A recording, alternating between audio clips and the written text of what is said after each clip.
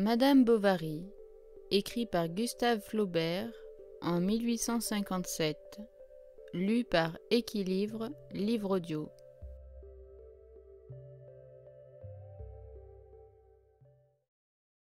Deuxième partie. Chapitre 9. 6 semaines s'écoulèrent. Rodolphe ne revint pas. Un soir, enfin, il parut. Il s'était dit, le lendemain des comices, « N'y retournons pas de sitôt, ce serait une faute. » Et au bout de la semaine, il était parti pour la chasse. Après la chasse, il avait songé qu'il était trop tard. Puis il fit ce raisonnement. Mais si du premier jour elle m'a aimé, elle doit, par l'impatience de me revoir, m'aimer davantage. Continuons donc. Et il comprit que son calcul avait été bon, lorsqu'en entrant dans la salle, il aperçut Emma pâlir. Elle était seule, le jour tombait. Les petits rideaux de mousseline, le long des vitres, épaississaient le crépuscule, et la dorure du baromètre, sur qui frappait un rayon de soleil, étalait des feux dans la glace, entre les découpures du polypier. Rodolphe resta debout, et à peine si Emma répondit à ses premières phrases de politesse. « Moi, dit-il, j'ai eu des affaires, j'ai été malade. »« Gravement » s'écria-t-elle. « Eh bien, fit Rodolphe en s'asseyant à ses côtés sur un tabouret. Non, c'est que je n'ai pas voulu revenir. »« Pourquoi ? Vous ne devinez pas. » Il la regarda encore une fois, mais d'une façon si violente qu'elle baissa la tête en rougissant. Il reprit. « Emma. »« Monsieur, fit-elle, en s'écartant un peu. »« Ah, vous voyez bien, répliqua-t-il d'une voix mélancolique, que j'avais raison de vouloir ne pas revenir. Car ce nom qui remplit mon âme et qui m'est échappé, vous me l'interdisez, Madame Bovary. Et tout le monde vous appelle comme cela. Ce n'est pas votre nom d'ailleurs, c'est le nom d'un autre. » Il répéta « d'un autre » et il se cacha la figure entre les mains.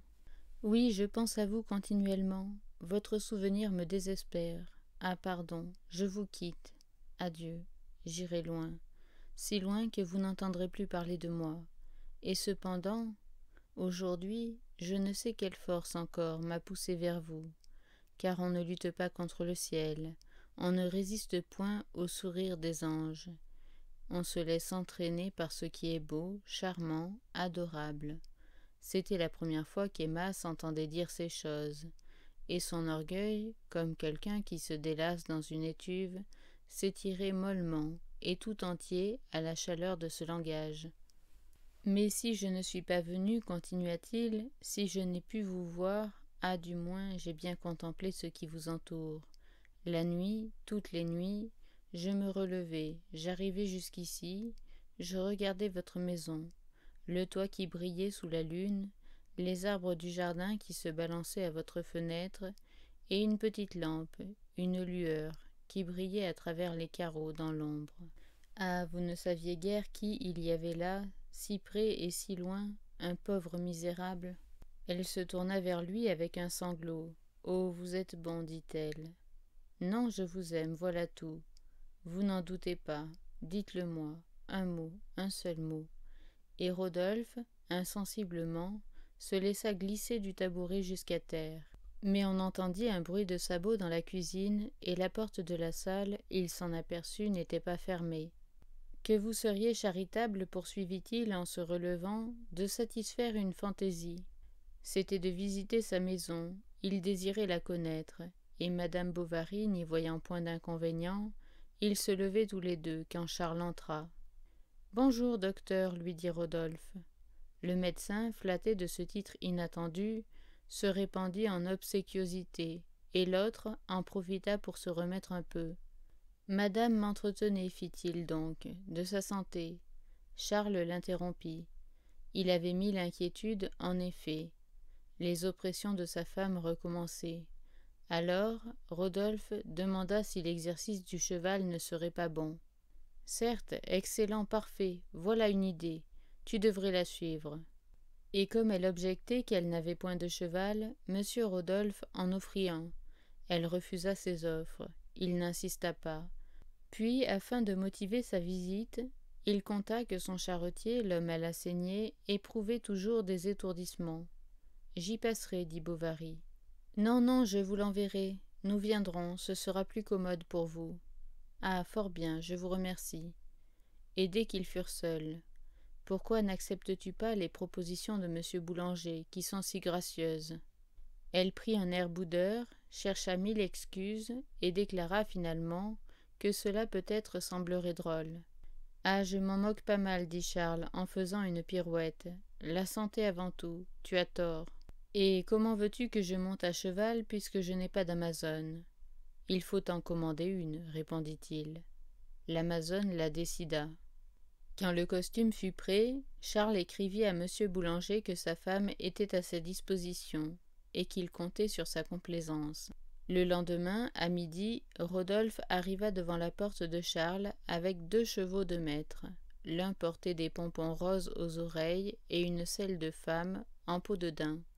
Rodolphe avait mis de longues bottes molles, se disant sans doute qu'elle n'en avait jamais vu de pareilles. En effet, Emma fut charmée de sa tournure, lorsqu'il apparut sur le palier, avec son grand habit de velours et sa culotte de tricot blanc. Elle était prête, elle l'attendait. Justin s'échappa de la pharmacie pour la voir, et l'apothicaire aussi se dérangea. Il faisait à M. Boulanger des recommandations. Un malheur arrive si vite. Prenez garde. Vos chevaux sont peut-être fougueux. Elle entendit du bruit au-dessus de sa tête. C'était Félicité qui tambourinait contre les carreaux pour divertir la petite Berthe. L'enfant envoya de loin un baiser. Sa mère lui répondit d'un signe avec le pommeau de sa cravache. « Bonne promenade » cria M. Homais. « De la prudence surtout, de la prudence. » Et il agita son journal en les regardant s'éloigner. Dès qu'il sentit la terre, le cheval d'Emma prit le galop. Rodolphe galopait à côté d'elle. Par moments, ils échangeaient une parole. La figure un peu baissée, la main haute et le bras droit déployé, elle s'abandonnait à la cadence du mouvement qui la berçait sur la selle. Au bas de la côte, Rodolphe lâcha les rênes. Ils partirent ensemble d'un seul bond. Puis, en haut, tout à coup, les chevaux s'arrêtèrent, et son grand voile bleu retomba. On était au premier jour d'octobre. Il y avait du brouillard sur la campagne. Des vapeurs s'allongeaient à l'horizon entre le contour des collines, et d'autres se déchirant, montaient, se perdaient. Quelquefois, dans un écartement des nuées, sous un rayon de soleil, on apercevait au loin les toits d'Yonville, avec les jardins au bord de l'eau, les cours, les murs et le clocher de l'église. Emma fermait à demi les paupières pour reconnaître sa maison, et jamais ce pauvre village où elle vivait ne lui avait semblé si petit. De la hauteur où ils étaient, toute la vallée paraissait un immense lac pâle, s'évaporant à l'air. Les massifs d'arbres de place en place saillissaient comme des rochers noirs, et les hautes lignes des peupliers qui dépassaient la brume figuraient des grèves que le vent remuait. À côté, sur la pelouse, entre les sapins, une lumière brune circulait dans l'atmosphère tiède. La terre, roussâtre comme de la poudre de tabac, amortissait le bruit des pas, et du bout de leurs fers, en marchant, les chevaux poussaient devant eux des pommes de pin tombées. Rodolphe et Emma suivirent ainsi la lisière du bois. Elle se détournait de temps à autre afin d'éviter son regard, et alors elle ne voyait que les troncs des sapins alignés, dont la succession continue l'étourdissait un peu. Les chevaux soufflaient, le cuir des selles craquait. Au moment où ils entrèrent dans la forêt, le soleil parut. « Dieu nous protège, dit Rodolphe. « Vous croyez, fit-elle ? Avançons, avançons, reprit-il. Il claqua de la langue. Les 2 bêtes couraient. De longues fougères au bord du chemin se prenaient dans l'étrier d'Emma. Rodolphe, tout en allant, se penchait et il les retirait à mesure. D'autres fois, pour écarter les branches, il passait près d'elle, et Emma sentait son genou lui frôler la jambe. Le ciel était devenu bleu. Les feuilles ne remuaient pas. Il y avait de grands espaces pleins de bruyères tout en fleurs, et des nappes de violettes s'alternaient avec le fouillis des arbres, qui étaient gris, fauves ou dorés, selon la diversité des feuillages. Souvent, on entendait, sous les buissons, glisser un petit battement d'ailes, ou bien le cri rauque et doux des corbeaux qui s'envolaient dans les chênes. Ils descendirent. Rodolphe attacha les chevaux. Elle allait devant, sur la mousse, entre les ornières. Mais sa robe trop longue l'embarrassait, bien qu'elle la portât relevée par la queue. Et Rodolphe, marchant derrière elle, contemplait, entre ce drap noir et la bottine noire, la délicatesse de son bas blanc, qui lui semblait quelque chose de sa nudité. Elle s'arrêta.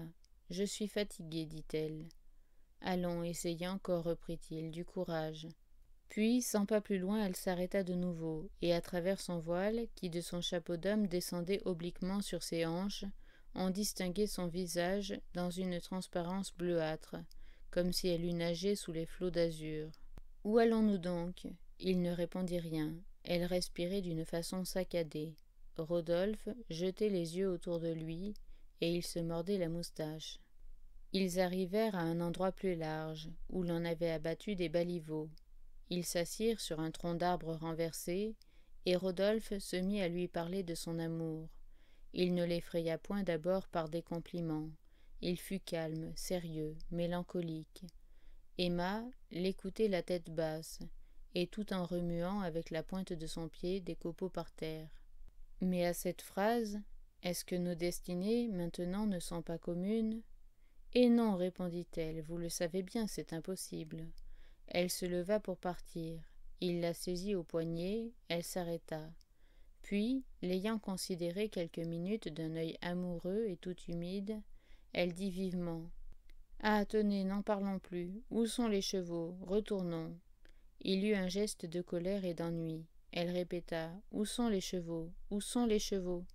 Alors, souriant d'un sourire étrange et la prunelle fixe, les dents serrées, il s'avança en écartant les bras.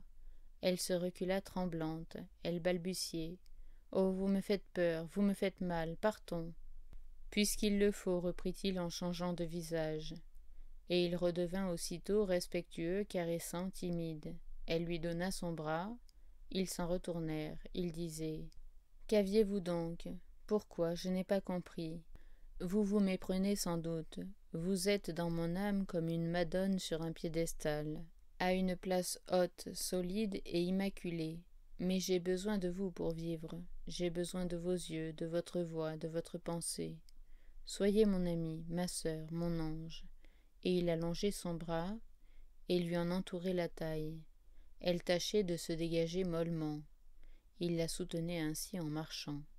Mais ils entendirent les 2 chevaux qui broutaient le feuillage. « Oh, encore, dit Rodolphe, ne partons pas, restez. » Il l'entraîna plus loin, autour d'un petit étang, où des lentilles d'eau faisaient une verdure sur les ondes. Des nénuphars flétris se tenaient immobiles entre les joncs. Au bruit de leurs pas dans l'herbe, des grenouilles sautaient pour se cacher. « J'ai tort, disait-elle, je suis folle de vous entendre. »« Pourquoi? Emma, Emma. »« Oh, Rodolphe, » fit lentement la jeune femme en se penchant sur son épaule. Le drap de sa robe s'accrochait au velours de l'habit. Elle renversa son cou blanc, qui se gonflait d'un soupir, et défaillante, tout en pleurs, avec un long frémissement et se cachant la figure, elle s'abandonna.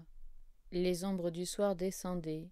Le soleil horizontal, passant entre les branches, lui éblouissait les yeux. Çà et là, tout autour d'elle, dans les feuilles ou par terre, des taches lumineuses tremblaient, comme si des colibris en volant eussent éparpillé leurs plumes. Le silence était partout. Quelque chose de doux semblait sortir des arbres. Elle sentait son cœur dont les battements recommençaient, et le sang circulait dans sa chair, comme un fleuve de lait. Alors, elle entendit tout au loin, au-delà du bois, sur les autres collines, un cri vague et prolongé, une voix qui se traînait, et elle l'écoutait silencieusement, se mêlant comme une musique aux dernières vibrations de ses nerfs émus. Rodolphe, le cigare aux dents, raccommodait avec son canif une des 2 brides cassées. Ils s'en revinrent à Yonville par le même chemin. Ils revirent sur la boue les traces de leurs chevaux côte à côte, et les mêmes buissons, les mêmes cailloux dans l'herbe. Rien autour d'eux n'avait changé, et pour elle, cependant, quelque chose était survenu de plus considérable que si les montagnes se fussent déplacées. Rodolphe, de temps à autre, se penchait et lui prenait sa main pour la baiser. Elle était charmante à cheval, droite, avec sa taille mince, le genou plié sur la crinière de sa bête et un peu colorée par le grand air, dans la rougeur du soir.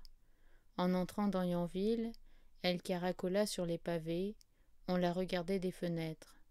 Son mari au dîner lui trouva bonne mine, mais elle eut l'air de ne pas l'entendre lorsqu'il s'informa de sa promenade, et elle restait le coude au bord de son assiette, entre les deux bougies qui brûlaient. « Emma, dit-il. »« Quoi ?»« Eh bien, j'ai passé cet après-midi chez monsieur Alexandre. Il a une ancienne pouliche encore fort belle, un peu couronnée seulement, et qu'on aurait, je suis sûr, pour 100 d'écus. » Il ajouta: « Pensant même que cela te serait agréable, je l'ai retenue, je l'ai achetée. Ai-je bien fait? Dis-moi donc. » Elle remua la tête en signe d'assentissement. Puis, un quart d'heure après: « Sors-tu ce soir? Demanda-t-elle. « Oui, pourquoi? »« Oh, rien, rien, mon ami. » Et dès qu'elle fut débarrassée de Charles, elle monta s'enfermer dans sa chambre. D'abord, ce fut comme un étourdissement. Elle voyait les arbres, les chemins, les fossés, Rodolphe, et elle sentait encore l'étreinte de ses bras, tandis que le feuillage frémissait et que les joncs sifflaient. Mais en s'apercevant dans la glace, elle s'étonna de son visage. Jamais elle n'avait eu les yeux si grands, si noirs, ni d'une telle profondeur. Quelque chose de subtil épandu sur sa personne la transfigurait. Elle se répétait: « J'ai un amant, se délectant à cette idée, comme à celle d'une autre puberté qui lui serait survenue. Elle allait donc posséder enfin ces joies de l'amour, cette fièvre du bonheur dont elle avait désespéré. Elle entrait dans quelque chose de merveilleux, où tout serait passion, extase, délire. Une immensité bleuâtre l'entourait. Les sommets du sentiment étincelaient sous sa pensée, et l'existence ordinaire n'apparaissait qu'au loin, tout en bas, dans l'ombre, entre les intervalles de ses hauteurs. Alors, elle se rappela les héroïnes de ses livres qu'elle avait lus, et la légion lyrique de ces femmes adultères se mit à chanter dans sa mémoire avec des voix de sœurs qui la charmaient. Elle devenait elle-même comme une partie véritable de ses imaginations, et réalisait la longue rêverie de sa jeunesse, en se considérant dans ce type d'amoureuse qu'elle avait tant envié. D'ailleurs, Emma éprouvait une satisfaction de vengeance. N'avait-elle pas assez souffert? Mais elle triomphait maintenant, et l'amour, si longtemps contenu, jaillissait tout entier avec des bouillonnements joyeux. Elle le savourait sans remords, sans inquiétude, sans trouble. La journée du lendemain se passa dans une douceur nouvelle. Ils se firent des serments. Elle lui raconta ses tristesses. Rodolphe l'interrompait par ses baisers, et elle lui demandait, en le contemplant, les paupières à demi closes, de l'appeler encore par son nom et de répéter qu'il l'aimait. C'était dans la forêt, comme la veille, sous une hutte de sabotier.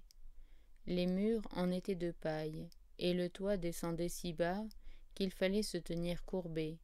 Ils étaient assis l'un contre l'autre, sur un lit de feuilles sèches. À partir de ce jour-là, ils s'écrivirent régulièrement tous les soirs. Emma portait sa lettre au bout du jardin près de la rivière, dans une fissure de la terrasse. Rodolphe venait l'y chercher et en plaçait une autre, qu'elle accusait toujours d'être trop courte. Un matin que Charles était sorti dès avant l'aube, elle fut prise par la fantaisie de voir Rodolphe à l'instant. On pouvait arriver promptement à la Huchette, y rester 1 heure et être rentré dans Yonville, que tout le monde encore serait endormi. Cette idée la fit haleter de convoitise, et elle se trouva bientôt au milieu de la prairie, où elle marchait à pas rapides, sans regarder derrière elle. Le jour commençait à paraître. Emma, de loin, reconnut la maison de son amant, dont les 2 girouettes, à queue d'aronde, se découpaient en noir sur le crépuscule pâle. Après la cour de la ferme, il y avait un corps de logis qui devait être le château. Elle y entra, comme si les murs, à son approche, se fussent écartés d'eux-mêmes. Un grand escalier droit montait vers un corridor. Emma tourna la clenche d'une porte, et tout à coup, au fond de la chambre, elle aperçut un homme qui dormait. C'était Rodolphe. Elle poussa un cri. « Te voilà, répétait-il. comment as-tu fait pour venir? Ah, ta robe est mouillée. Je t'aime, répondit-elle, en lui passant les bras autour du cou. Cette première audace lui ayant réussi, chaque fois maintenant que Charles sortait de bonne heure, Emma s'habillait vite et descendait à pas de loup le perron qui conduisait au bord de l'eau. Mais quand la planche aux vaches était levée, il fallait suivre les murs qui longeaient la rivière. La berge était glissante, elle s'accrochait de la main pour ne pas tomber au bouquet de ravenelles flétries. Puis elle prenait à travers les champs en labour, où elle enfonçait, trébuchait et empêtrait ses bottines minces. Son foulard, noué sur sa tête, s'agitait au vent dans les herbages. Elle avait peur des bœufs. Elle se mettait à courir. Elle arrivait essoufflée, les joues roses, et exhalant de toute sa personne un frais parfum de sève, de verdure et de grand air. Rodolphe, à cette heure-là, dormait encore. C'était comme une matinée de printemps qui entrait dans sa chambre. Les rideaux jaunes le long des fenêtres laissaient passer doucement une lourde lumière blonde. Emma tâtonnait en clignant des yeux, tandis que les gouttes de rosée suspendues à ses bandeaux faisaient comme une auréole de topaze tout autour de sa figure. Rodolphe, en riant, l'attirait à lui et la prenait sur son cœur. Ensuite, elle examinait l'appartement, elle ouvrait les tiroirs des meubles, elle se peignait avec son peigne, et se regardait dans le miroir à barbe. Souvent même, elle mettait entre ses dents le tuyau d'une grosse pipe qui était sur la table de nuit parmi les citrons et les morceaux de sucre, près d'une carafe d'eau. Il leur fallait un bon quart d'heure pour les adieux. Alors Emma pleurait. Elle aurait voulu ne jamais abandonner Rodolphe. Quelque chose de plus fort qu'elle la poussait vers lui, si bien qu'un jour, la voyant survenir à l'improviste, il fronça le visage comme quelqu'un de contrarié. « Qu'as-tu donc » dit-elle. « Souffres-tu ? Parle-moi. » Enfin il déclara d'un air sérieux que ses visites devenaient imprudentes et qu'elle se compromettait.